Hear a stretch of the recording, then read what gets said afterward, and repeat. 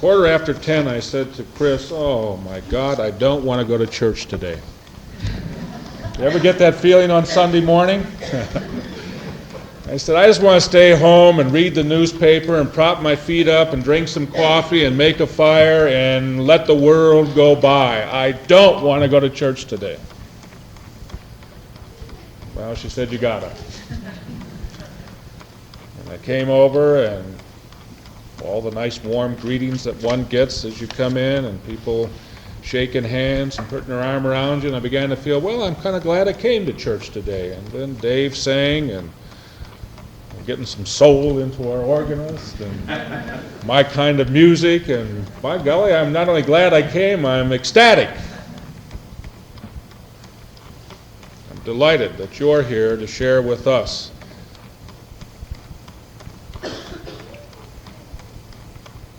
Fear.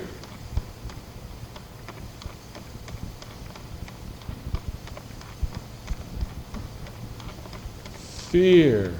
It's not rational, but it grips us. The stories of the hostages are ones of terror, not because at occasion it has been an undue, please understand what I mean by that, brutality of the body, but an undue brutality of the spirit. The fear of the unknown, never knowing when something is going to suddenly smash into you and change you. The fear of not knowing that powers outside are conspiring against you. The fear of not knowing what's going to happen tomorrow or a week from now. The fear of economics. The fear of the upheavals of life. The fear of crime. The fear of the sheer stupidity of people who are out there and sick and evil, killing small children in Atlanta. Fear of what might be as well as what is. The fear that paralyzes.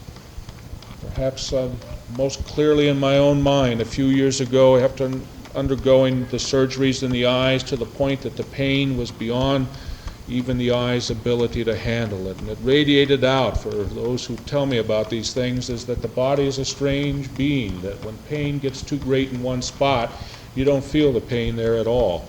It deadens, but you feel the pain everywhere else. And so the eye did not ache, but the back of the head and the shoulders and the chest, and the pain would be there, and it would grow, and it would grow, and then the medicine would begin to take it away. And as the pain began to disappear, I began to stiffen and tighten and not move for fear that my movement would bring the pain back.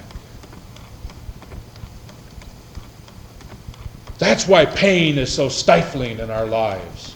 It has the ability to immobilize us and to make us draw in more and more and more and more as we become more and more fearful about the outside world. In the stress seminar of last Tuesday, one of the individuals said that something that's not recognized by the male world or the world at large is that young mothers who are tied into their home with children find it more and more difficult to get out, even though they want to get out, because after a while they begin to have fear that they have lost the social graces that enable them to meet other people intelligently and openly. Never thought about it in those terms, but isn't it exactly the case? If you're not out and around, and you're not able to get out and meet people, and if you're not able to eyeball with people, and over a period of time your conversation centers around children, you suddenly become so fearful that you don't even want to meet other people. And that fear immobilizes. And I could spell it out for a long period of time, because each and every one of us in our own lives has fear that is a very real part. Fear of the future, fear of what's going to happen, fear of what might happen, fear based on fear itself. And last evening, speaking with a pathologist, a woman who lives out in the country near Ann Arbor, whose house is broken into 4 times a year. I said, in the country? I thought this was a city problem. She said, no, there are 4 times a year that people attempt to break into our house. This is a terrible world, she said. I understand that fear. Which one of us wants to go home and find that there's been another attempt on the house or on the car? And the fear that's instilled in lives by individuals who are ripping off. The fear that is instilled in lives and the lives that are destroyed by individuals who don't care are part of the whole fabric of our society.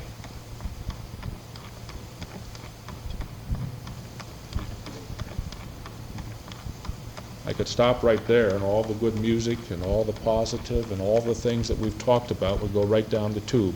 Because there's everybody sitting here saying, you know, that's right. You know, there are times I don't go out. You know, there are times that I stay in because I'm afraid. There are times of the day, particularly in the evening hours, I don't even want to go to a shopping center. You know. And if we were to understand life only in those terms, what a horrible experience it would be. How do we begin to handle that fear and understand where the realism is and where our paranoia begins? How are we as Christians to begin to handle our own lives in such a way that the fear which paralyzes is shattered and we become free individuals under God?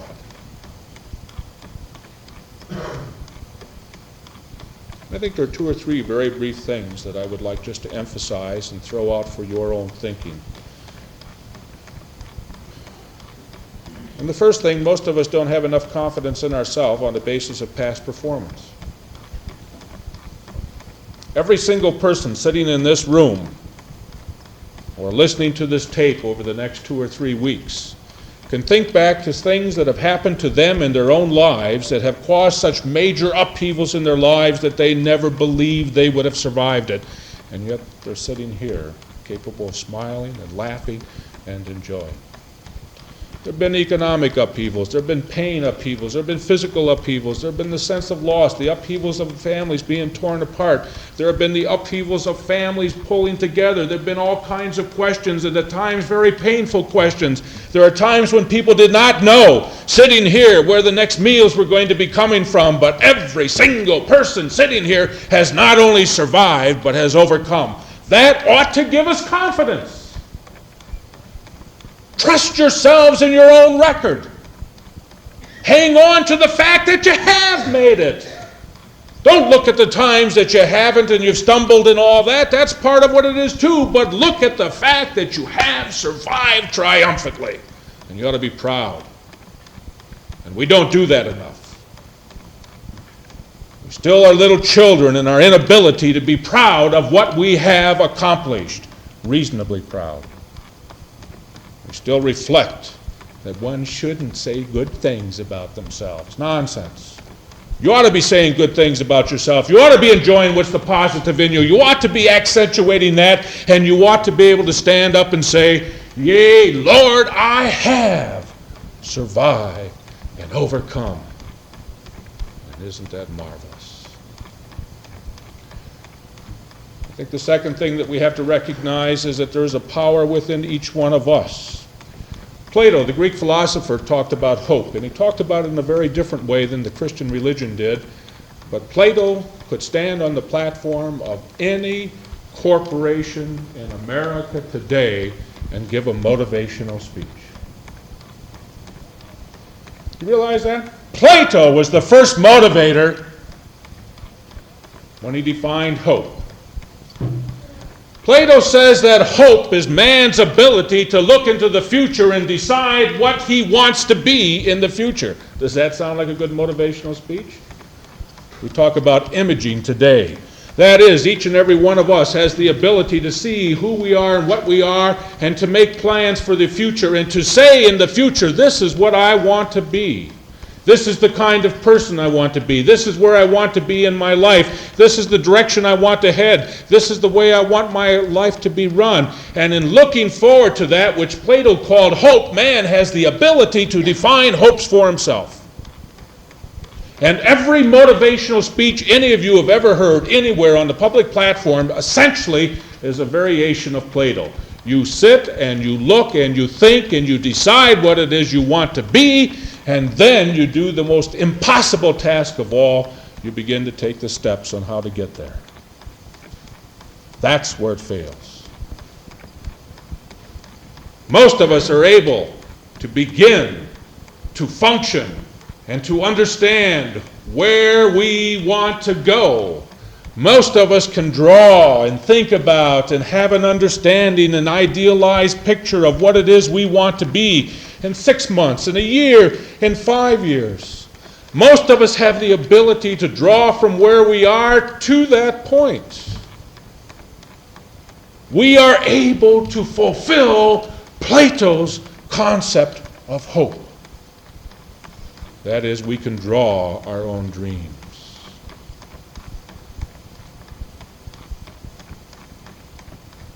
But how do you get there? That's where it breaks down. That's where the Greek philosophy breaks down. For the Greek philosophers thought that if you understood the truth would automatically make you free, and you would be able to do anything that you decided. They always thought that the understanding up here of something in your life was all that was necessary, so they spent their time trying to convince each of us that if we could only understand who we are and what we are, that would make everything different. And in stark contrast to that stands the Judeo-Christian tradition, which says you may understand everything in the world. You may be able to spell it out with words and with thoughts and speak with the tongues of angels. But you can't do it. For hope ultimately in the spelling out of the Christian and the Jewish traditions is that it is based upon God. It is not man who changes himself, it is God that transforms man. Man has to acknowledge, and man has to begin to move, and man has to see the hopes out into the future, but it is God that enables man to make the steps for transformation.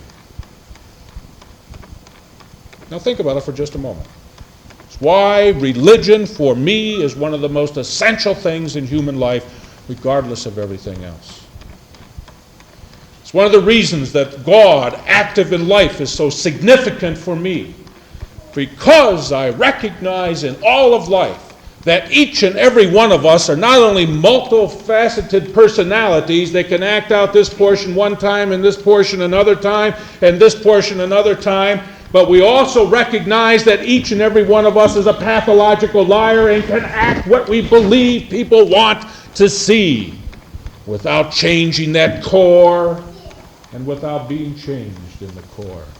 So that while things are going well, people can act a certain way, relationships can be a certain way, but when the going starts to get tough and we're down to our core value system, we revert back to kind because that's what we are.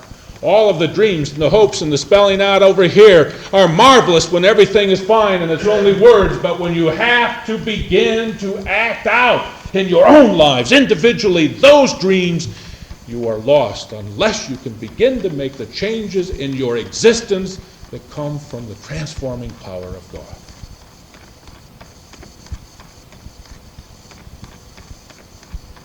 And when you put your trust in God, according to the long tradition of experience, you're never disappointed.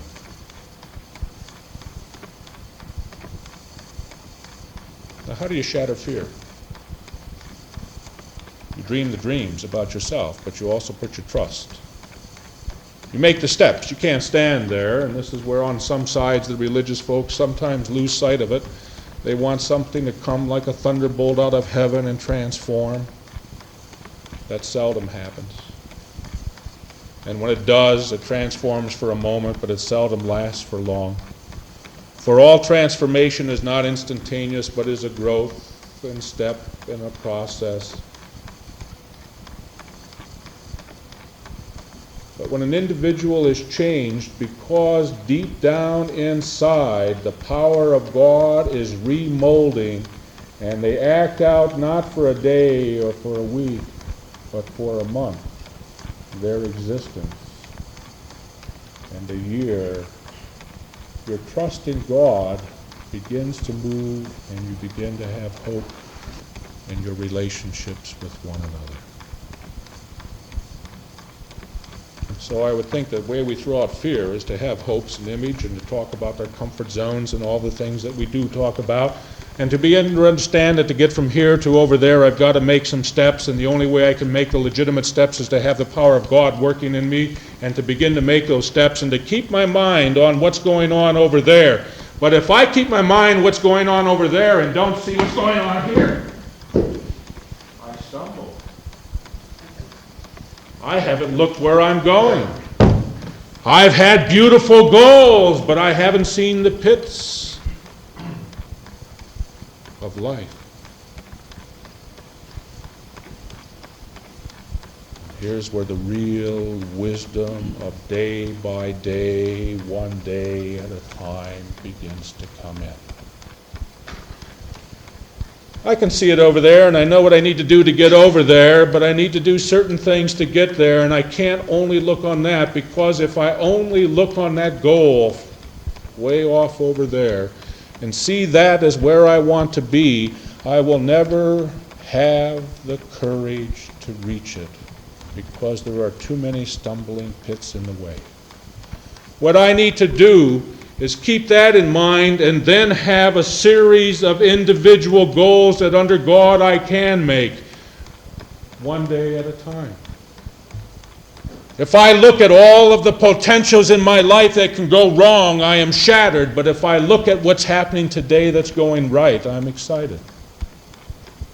I'm excited by Dave Welcome's song. I'm excited by the music of the choir. I'm excited by your singing. I'm excited by your presence. Those are positive things. What do I care about the fact that I'd like to have stayed home and watched the fire burn? That's insignificant to the human excitement that is generated by your presence here and by the music and by the prayer. And do you think I would have stayed home if I had known?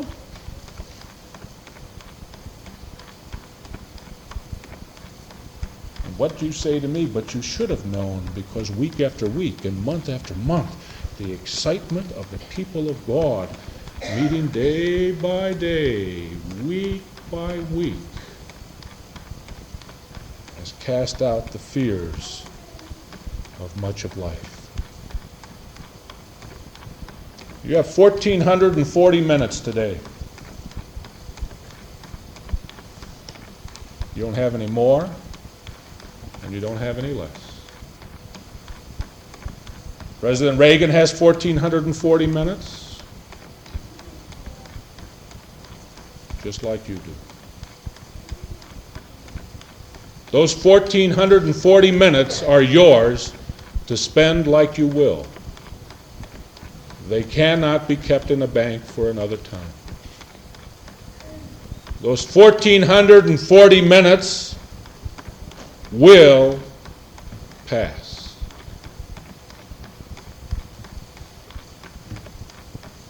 The real question is, what will you do with those 1,440 minutes? And the excitement of our existence is that as God begins to move into our lives, we are able to see not only the goals and the many steps, and not only to cast out the fears and to accentuate the positive, but to begin to enjoy the here and now. For the greatest sin of all is postponing life. When I get, if only I had, sometime in the future. And there are people who spend their whole existence and never, never, never live. So the power of what I would like to say today as we try to understand things is to not only accentuate the positive and eliminate the negative and da, da, da, da, da. You see, you got me going. Da, da, da, da, da. I'd play for you, but then that would really spoil it. Not only to do that, but to know what's the positive. To go forward with strength and without fear. To know on the basis of what you've done that you will overcome and triumph. To trust one another to love and to reach out and to give. To allow God to transform your lives in such a way that when you walk out of here, you're not complaining about the cold, you're not concerned about the ice, watchful, but not concerned. Your goal is to live those 1,440 minutes of today as creatively, as lovingly, as openly, as helpfully, as joyously as possible. And then to recognize that tomorrow you got another 1,440. And that the pattern you set today of openness and joy will make it easier tomorrow to creatively use those 1,440. One day at a time, day by day.